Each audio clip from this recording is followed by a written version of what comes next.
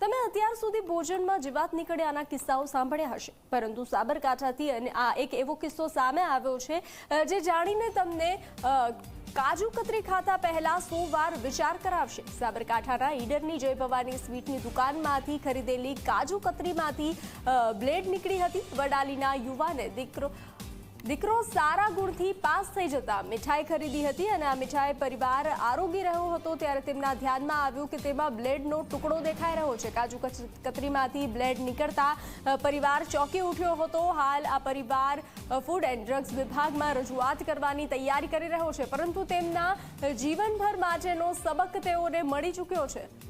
તો ઘટના આવી સામે આવી છે, કાજુ કતરીમાંથી બ્લેડ નીકળવાની ઘટના સામે આવી છે। ભવાની સ્વીટની આ કાજુ કતરી છે જેમાંથી બ્લેડ નીકળ્યાના દ્રશ્યો સામે આવ્યા છે।